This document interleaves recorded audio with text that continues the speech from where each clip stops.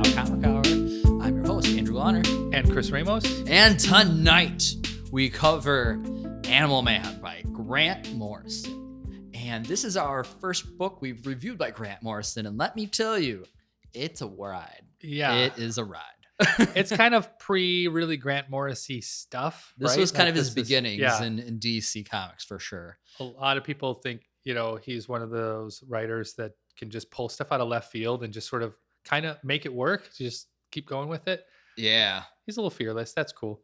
Right. He's known for his works on Doom Patrol. He did All-Star Superman, Batman. He has like a 3 omni run of that. Yeah. He's written a lot of comics, a lot of UK stuff. He's one of like the big UK writers that came out during the British invasion, they call it. Yeah. And he actually, when he really got into Batman, I think a lot of people were surprised by the amount of back knowledge that he had. Yeah. And he really does pull from just about every era of comics and sort of reintroduces some storylines that maybe were dropped, Yeah. or he fills in stories in between other stories that you wouldn't think like, oh, there was a year gap. And that's exactly what he looks for. He's like, I will tell And that story. I love when a writer can accomplish that, or he's super knowledgeable about the character he's writing versus just being dropped in and kind of doing his own thing. It's like there's so much people have like built that continuity up. He wanted that. So is this Animal Man? So I guess we'll catch you up. Yeah. I read the Animal Man issues 1 through 13, which is roughly half of the omnibus that Andrew has. I didn't have the Omni. I just had the Sure. And I was ambitious. Ultimate Edition. Yeah. And I had the time. So I read the whole omnibus, which covers Animal Man 1 through 26. And yeah, this was my first introduction into the character. And I think you as well. You never heard too much of Animal Man. No, I mean, I've seen him pop up from other people saying, hey, you got to read this comic. And I, as a character, no, I don't really have much history with Animal Man. Sure. And so this isn't actually Animal Man's first appearance. His first appearance was in Strange Adventures number 180 from 1965. 1965. Right. So it was an adventure comic. So it was kind of a subset of DC, or maybe they had just absorbed him when they bought him out or something like that. But he was only around for like 5 to 6 issues.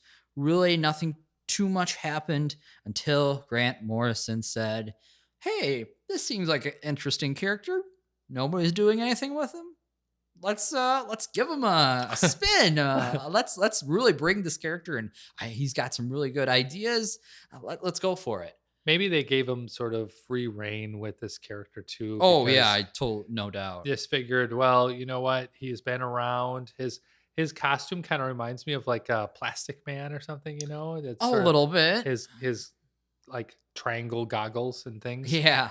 And just the whole like open top with all his hair kind of flying out. It just kind of has an old feel to it as far as comic guys are going. Sure. And this was also at the time when Vertigo comics were getting started. Yes. Which was a label of DC.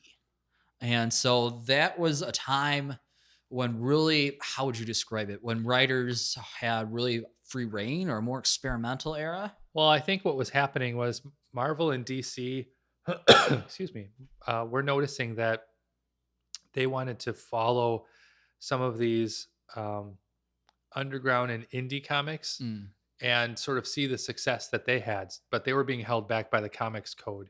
Yeah. So like Watchmen had incredible success right out of the gate, and Sandman and things like that. Swamp Thing. Yes. Yeah. And I think the first thing that happened with the big publishers were, hey, we need to get a little more serious with our characters. Yeah. And this is just the right time when this was written to make it a little more serious.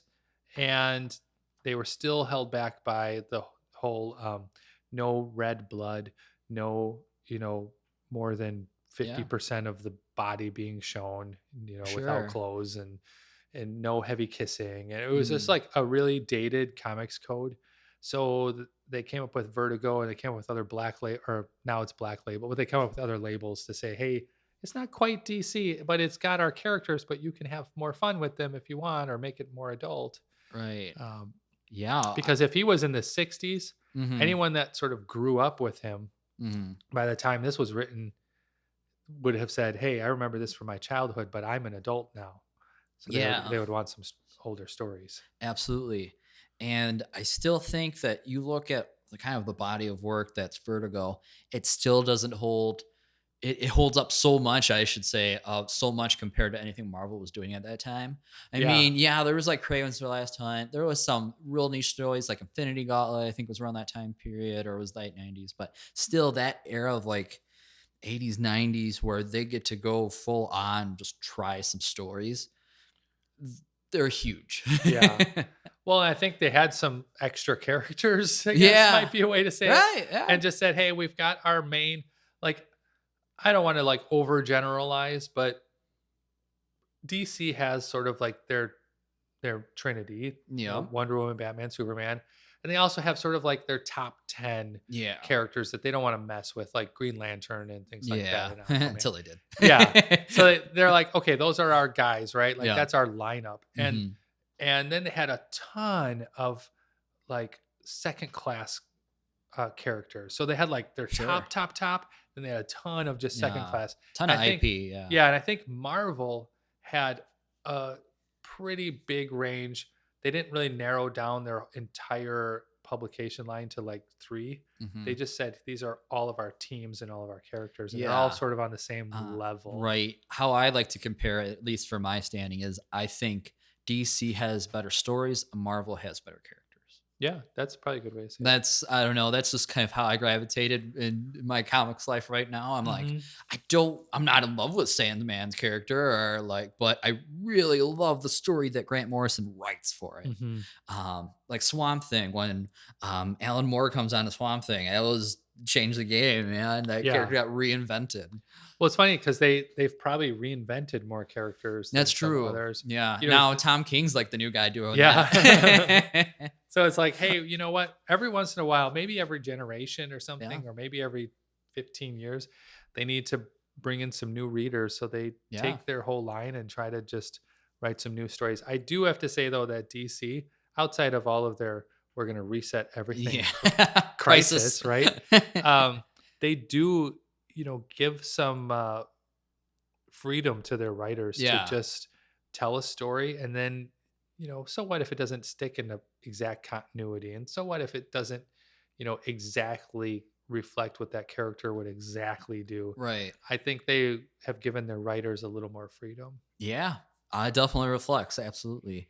And, even though Grant Morrison had other projects in the UK and stuff, like coming to this is where he kind of cut his teeth on. So this was really cool to read. What was your first impressions of the book? Well, I mean, it starts out, and I was just kind of flipping to the front as I was looking too, but it starts out where you, not that you necessarily have to know a lot about the character, but it doesn't start out with like an origin, and it No. doesn't start out with and like a crossover right away. It's Mm-mm. just sort of like him doing his thing. He's a ground level hero. So he's running around the city and in the alleys and in the fields, and he's just sort of like Yeah, it's just kind of looking for a trouble a little bit, yeah, a like little bit of a day in the life. Yeah. like what's going on? What can I help with? And that's the Yeah. idea. Like it walks it like the first issue opens first issue. I feel like I'm an actor who's wandered into the wrong play. You're like, okay, Grant Morrison, show me what you got. Yeah, and you do get the idea though that he is a um I don't want to say like a hero wannabe, but he is like he Yeah. realizes his place in the Mm-hmm. hierarchy, and Yeah. he understands he's not like, Top tier. yeah, like flying through solar systems kind of thing. Yeah. But he does um sort of have his own code, his own ethics, and he just wants to live by those, and that's generally to safeguard the planet and animals. Yeah. Yep. You get that sort of feeling like this Yes. is my personal rule. Right. That's his goal as a superhero: is save animals and kind of protect the people. Animals come first. Yeah. Yeah, aka Animal Man. And you do get the feeling when he starts writing him that he was once a hero already. Kind of, hung up the costume, raised a family, got married, had kids, and he's just kind of thinking about. He's like, I kind of want to do that superhero thing again. And so, and then You're to like, add on top of that, this is after Crisis on Infinite Earths. right. Just so we all of us comic nerds, what's going on? Because it's what Crisis did on Infinite Earths was wipe the slates all clean for most characters and their Yeah. continuity reset. Because, super long story short, you could imagine after over, 50, 60, 70 years of comics, they still wanted to write stories of when some characters were young, and they still wanted us to write stories of some characters when they were adults. Yep. And it started kind of being wacky where Superboy and Superman and Yeah. Wonder Girl and Yeah. Wonder Wonder Woman, Woman. Yep. they were all like still being published the same. And then they started crossing over with other comics. And you're like, how is Superboy in this comic? Right. So they just decided to say that all of those were separate Yeah. Earths Yeah. and erase the ones that they didn't need. Yeah. So That that's the how kind of Buddy. So Animal's alter ego is Buddy Baker. Yeah. He always prefers being called Buddy. Yes, Actually. buddy. Yeah.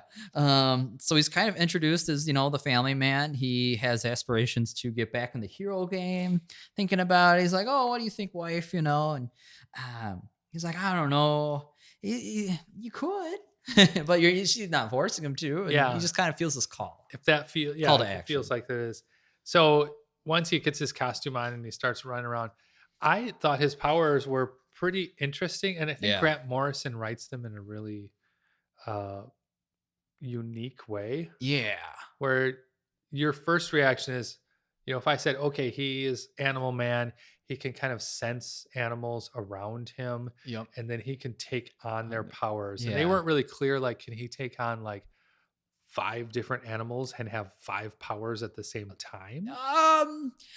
Or is that just hard to do? It's a thing he has to learn as he becomes a hero. Oh, so he's So even though he thinks being he's used to mastered it. his powers, there's another level to it.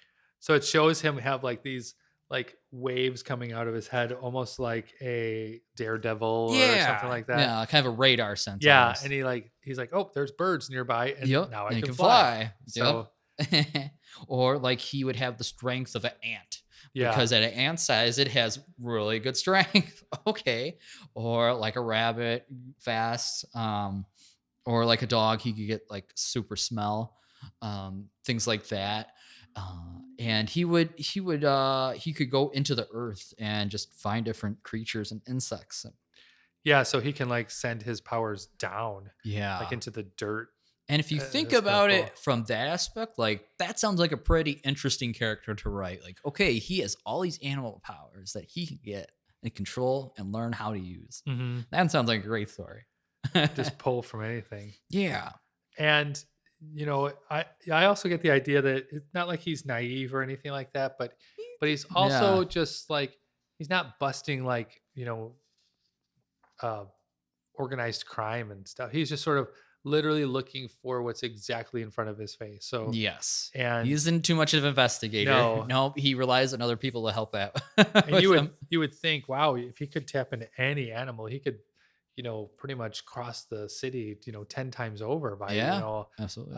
but he doesn't. He just kind of takes it on his own. You can tell he's sort of tiptoeing into this. Sure. And so, a big element that we kind of alluded to earlier was that Animal Man is fighting for animals and animal rights. In this comic, we'll just stay straight up. There is violence against animals. If you don't mind that, or you can find that there's credibility to that writing in the story that makes sense in the story, then try it out. But it's not. It's a writing point in the story. It's a story element. Yeah. Yeah. And I think it's a good time to say Grant Morrison, while he does have some wacky ideas and he does sort of pull a lot of this ethereal soul searching, like half religious, half like this is the eternity of our consciousness. Like he's just always like that. Yeah. He does that, but on the other So side, much like that. he's a pretty serious writer, and a lot of times he tackles themes in different angles than you would Yes. normally tackle them yourself. Oh yeah. I mean, I don't think there's too many other comic book writers that would ever think about attempting to explain animal rights and why it's Yeah. important to fight for them. Through a Or character that can tap into the yep. animals, yeah. And why it's important in establishing that. He talked about in the forward that after he was done writing this, and as he was writing it, he became a vegetarian. So he knew that he was going through something as well. So he kind of put a bit of himself in this character and this Mhm. process as well. So yeah, so there was that element. um, so he goes through, and one of the first villains he has to fight that was interesting, wacky, but captivating as well was Bawana Beast. Bawana Beast could also control animals and fuse them together to make a super hybrid. Now we're not just talking a liger. Yeah. Like this is like talking Sounds about globs of animals, or just hey, I'm gonna make my own unicorn. Here we go. and it turns out terrible. It turns out just like horrible. You're like, what? What It's am I like reading? it's like a Frankenstein. It is. It is. And I thought so it was funny because it's like literally forcing them together. It's like yeah, making Siamese animals and then saying yeah. like, okay, now No, they're yup. like screaming. I don't know. Yeah, it It was one was of the more wacky concepts. But so Bawana Beast, he takes that I want to protect animals to an extreme, or he will go and like kill humans just to protect them, or he'll do the super hybrid just so he can wreck a laboratory, and to the point where that's the line Animal Man doesn't want to cross, and so he kind of has to compare himself and kind of figure out like how do I fight this guy because he's doing some of the right things, fighting for the right values. He's just going about it a wrong way. yeah. And so he doesn't after his initial fight ends up becoming friends with him in the end. Or just kind of trying to help him kind of cope with what's going on with him. Like you find out there's so much more underlying issues too. There's Well, and it also does a good job of like if he's out in the field trying to fight this thing that he's never seen before, yeah. um, every once in a while that pops back to like his wife and son and like Mhm. what are they up to? So Yeah, the it does very a much of the day really on the good, life, yeah. yeah. It's like this work life balance. Yeah, oh, that's exactly it, and I think that's one of the things, like, Grant Morrison wants to write about, just what do they do during their downtime, or they come back from this weird fight that they didn't expect, kind of tear them up. How do you talk about that with your wife and kids Yes. when you come home? And this was around the same time too where they were taking the role of a superhero a little more serious too, Yes. Mhm. just in general, as comics go, and they showed them a lot more like just real people that can get hurt because he gets Yes. hurt. Oh, yeah. There's lots of Mhm. times where he really does No, get hurt. We won't. there's a point in the Omni where he loses his powers and he goes through like, "Oh, I don't need him to. Oh, I'm having a crisis." His Yeah, own personal crisis, yeah. yeah, and like his body gets really damaged in Yeah. parts too, and we won't spoil it because sometimes it's a really good surprise that they throw into the comic. They're like, holy cow, I can't believe that just happened. Right, like, you're tackling so much at once, but I like that I guess compared to Doom Patrol, this omnibus, or this collection of issues flowed together really well. There was plot threads he was Mm, setting up, there mhm. was the main story, there was stuff that he would come bring back, a villain he would bring back, crossover, tie them with other things, plot elements. It was a very cohesive story. Yeah. I appreciate that. I mean, I appreciated too that they let the character really take his time in Yeah. developing. Like Mhm. they showed Superman as a little guest appearance early Mhm. on. It was just Yep. like, hey, I'm here. Like, Yeah, okay, he it helps, welcomes put it him there. to the, Justice League of Europe? Europe, yeah, Yeah. Europe, yeah, And he's like, "Oh, sorry, I have to go save somebody way over yeah. there. I It was heard good meeting you." I heard someone screaming in the next state. Yeah. Yeah. Uh, So it was kind of cool for them to do that, but also I'm glad that as you read through, other characters pop up, but that's literally what yes. they do. They pop up, they say Mhm. like, "Hey, I'm here to help you with this," and then Yeah. they leave again, and it does help, connect you to the world that he's in, Mhm. so you don't feel like he's totally on his own or On an isolated. island in the Yeah, DC universe, and he never sees another superhero. Like, that's right. the kind of a bummer too. One of the other things that was kind of funny after he gets inducted into the Justice League of Europe Yeah. is that he gets like security for his house and he gets like insurance and stuff, like all the Yeah. things that a person in a costume that doesn't work needs. Yeah. Like, And he's like, "What? I got all this? This all this bones? I didn't even know I got this. there Did was you a know?" fight in his house that, like, Yeah. ruined his staircase or Hmm. something, so they came in Yeah. and fixed it. It was Hmm. I like, think it was fight with like Mirror Master or yeah. something. Yeah. But it is funny because in Marvel Comics, they, they show, Tony Stark, Yeah. fixing lots of things or paying for Mhm. stuff, and then Right. Peter Parker, he's Wayne got he's a Enterprises always photographer. Yeah. buys a bunch of stuff so that, Yeah, right. you know Yeah. Bruce. Yeah. Who bankrolls the Justice League? Bruce Wayne. yeah. So when things get ruined, it's like, Bruce Wayne made a donation to the local charity of Yeah. building your Habitats for Humanity. Right. So that was just all those nuances. It's like, okay, that's kind of cool.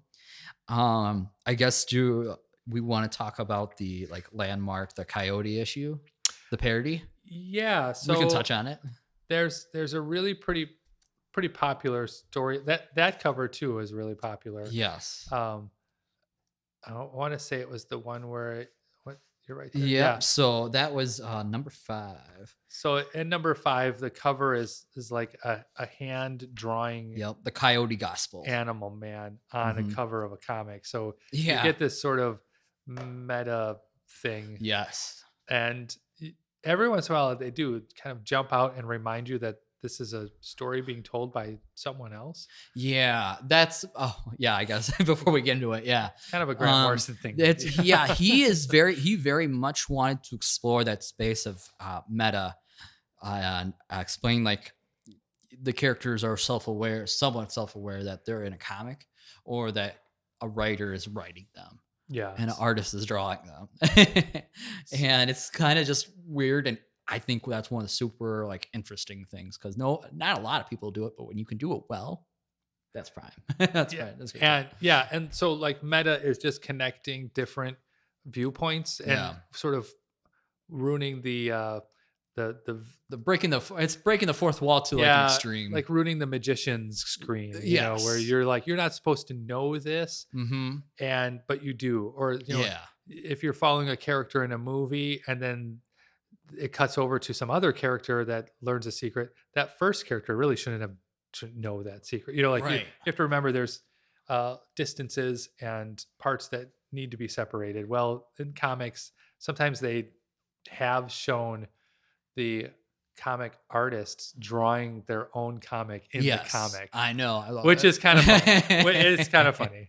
Yeah. So yeah, back to the issue. Yeah, issue number 5. Grant Morrison decided, hey, I'm writing this book about animal rights, activism, all that. You know who doesn't have any justice for himself? Wile E. Coyote. And you're like, what? It kind of comes out of left field. You're like, okay, because you just see this like werewolf looking creature in the desert. It's like I don't know, maybe the Sahara Desert or maybe the desert out in California. Can't think. But he just keeps getting killed. He gets run over by a truck, and An Ajax truck. Yeah, an which is like the Ajax best. truck. You're like, wait a minute. Yeah, is Ajax like a thing? Yeah, Okay. it's like in the Looney Tunes. There's always Ajax. Oh, okay. Ajax made like the big anvils and made all sorts of other things. Right. Yeah. That makes more sense now. So he gets run over, and you're like, oh no, this like coyote, gets run over, but then he comes back, and he calls it, "Behold, the miracle of resurrection." Yeah. And you're like, what? This coyote can't die. This coyote can't die, and you're like, whoa! I would have never thought to put an angle on Wile E. Coyote like that. And so it's just, and he kind of goes to this issue of telling his family, like, hey, why, but he's tossing out all the meat out of the fridge. And he's like, wait, why are you tossing all the meat out of the fridge? Oh, don't you know now that I'm in the superhero business and I actually fight for animal rights, I do not want to eat meat. He's like, Yeah. "It's just weird." I'm Yeah. talking to animals." Yeah. Yeah, he's like, "What do you mean? What are we supposed to eat? I don't know, tofu or something, I guess." It's like, "Tofu, ooh." Yeah. I was a kid. Yeah, so, yeah, he's just kinda going there. He's like, "We're gonna go vegetarian," and, he's trying to explain, like, "These are dead animals," like, "Yeah, but they were grown on a farm. This is just what it is." He's like, "Okay, is the status quo is supposed to be what it is, or do we have to can we do something about it?" And that's like, "Oh, okay. All right." And he's still then he goes off. He's like, "Oh, I can't take it anymore." He goes flies off. It is cool that he flies so well. Like Yeah. th- that's one of the things that not a lot of superheroes have is flight. Mhm. Made in DC is like really helpful when you do. Yeah. And yeah, so the hunter or the Yes. one who's sort of wanting Yeah, the to, guy who, I think he's the guy that wrote, he yeah, he was in the he was truck. in the truck. Yeah, they ran him over, and he goes back years. I think a year later, and he's like up all night, like thinking about Yeah, it. He last can't get, fall. yeah, he can't stop thinking about the animal he killed. So he's like, "Oh, I'll go back, and check it out or whatever." And he's like, "Oh, the body's gone." Oh, so then he goes after it. So then he starts hunting it down, and it's funny because when he knocks it off a cliff, it like does the whole like four Yeah, panels and the little puff of smoke at the bottom, just like right. in Wile E. Coyotes. Mm-hmm. And then a rock falls on top of him. Like that was always Yeah, the it thing falls is off like the cliff, up rock. smoke, then you push a rock down, it lands on Right. top of him Mhm. or Yeah, boulder. and he feels bad about what he did to Wile E. Coyote, this Wile E. Coyote character, the hunter does, and he's like, "Oh, don't do it, don't move, don't there's a so he's trying to, he feels bad about what he did, but he also, set all these traps. Yeah. And then of course Animal Man shows up just in time to Yeah, learn about about what, morality. yeah, and Wile E. Coyote and like how Oh, that's cartoonists right. use that. So they call him this is the beginning of the gospel according to Crafty. So Wile E. Coyote's parody name was Crafty. Yeah. And that paint was pretty much what has kept him alive, but Mhm.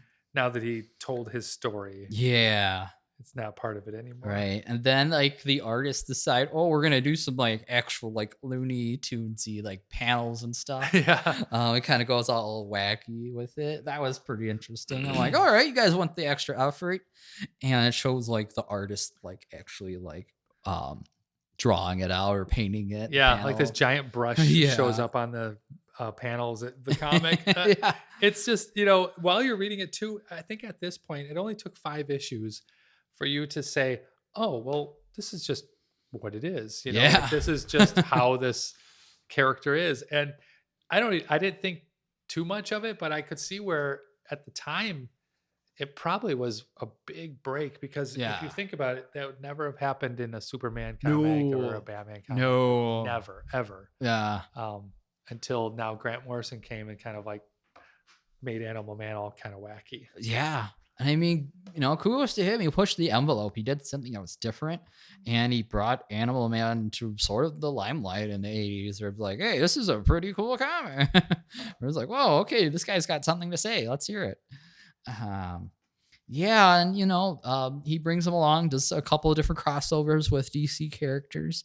And And then with Justice League Europe, yes. does later on they come back again, or is that Sort just of. I some? think Vixen and John Jones. John Jones was more of head of the team, I think. Yeah, And so that's Martian why he's kind of a Manhunter. little bit of a recurring appearance. He does 2 appearances. So at the second time, he's like, Animal Man has this funky thing happen with his powers that he can't operate them the same because of what happened at crossover issue. And he's like, "Well, we want you to be this reliable superhero and we'll help you get through this. But until then, you got to play it safe, buddy." He's like, "But I want to do everything, but I don't want to feel useless." And that was his thing. He went from an average TV dad to, having powers. And then, once you have all this power and you have all this right to do everything and you lose it all again, you're going to feel some side effects.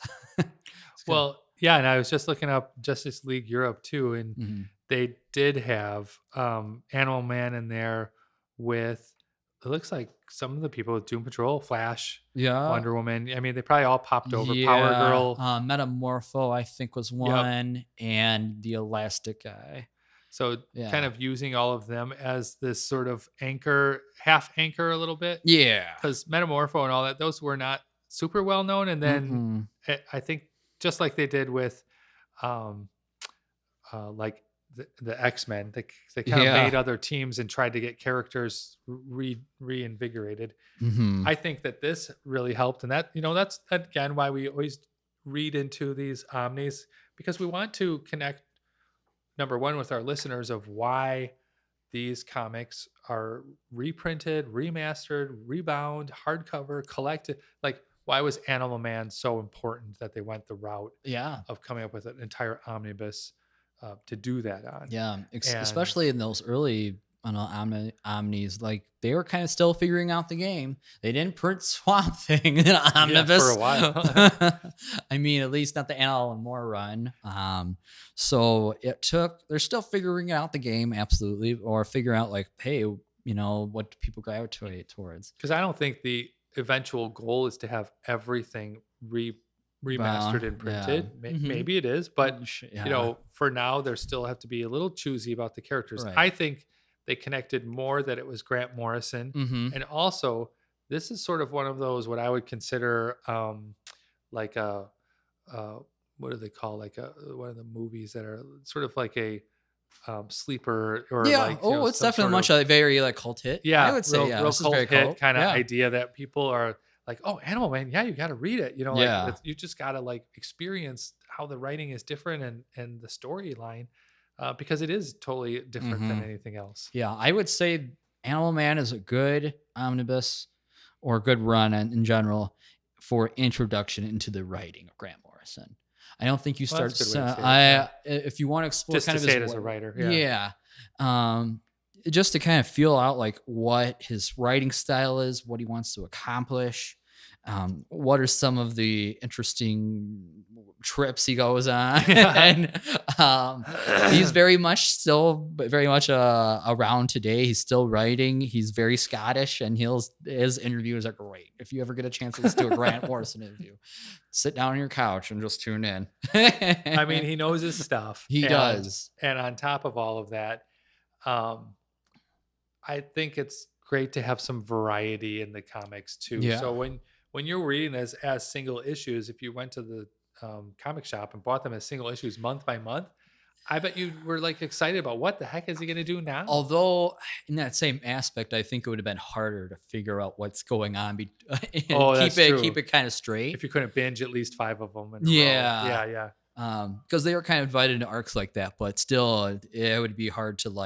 just like, okay, what did you do? How did you get from here to here?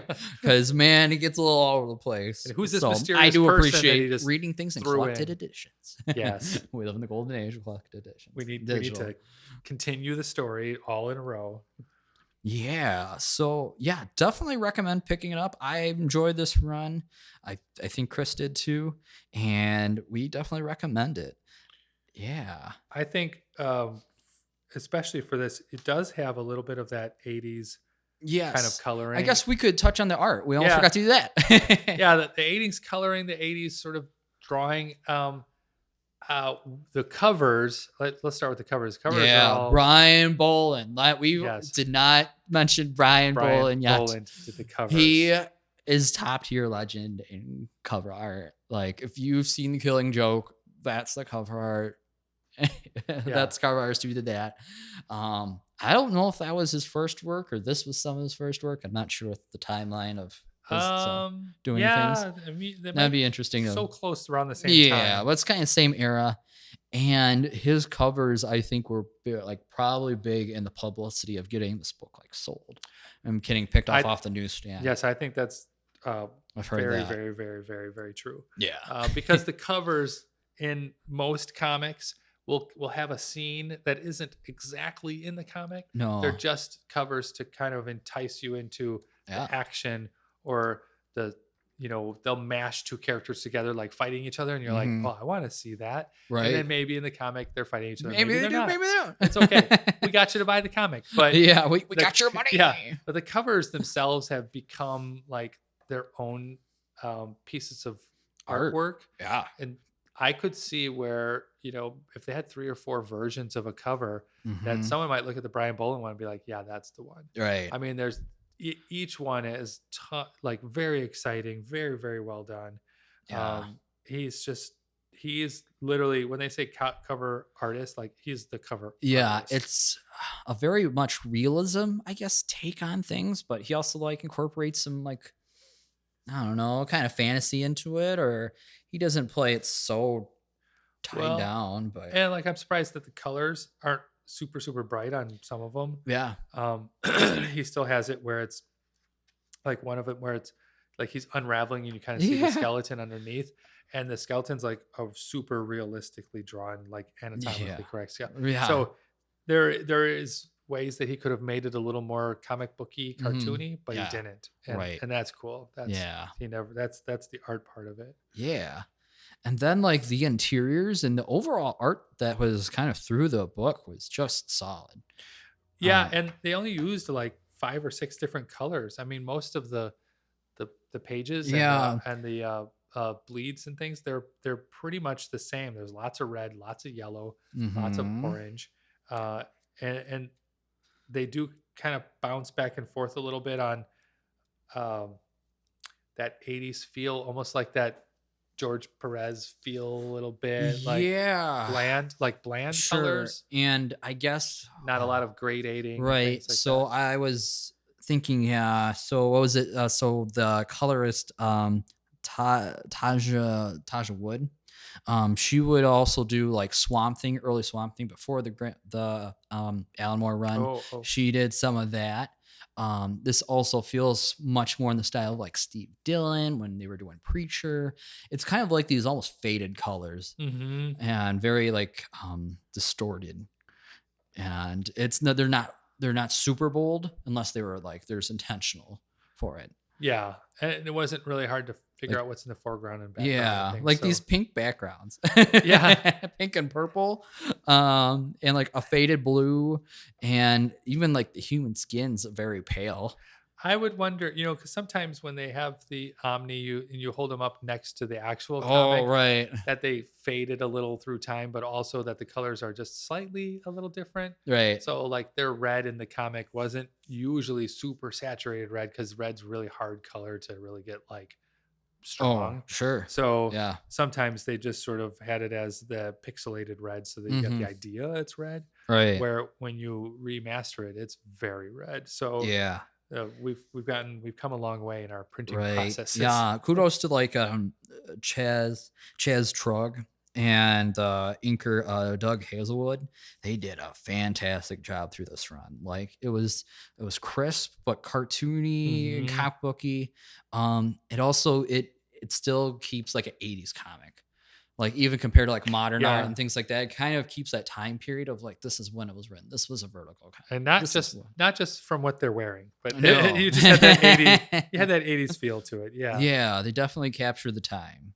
Absolutely. And I think it's just more captivating. If you wanted to treat it more seriously, yeah, this is the way to do it. Hmm, hmm. Yeah.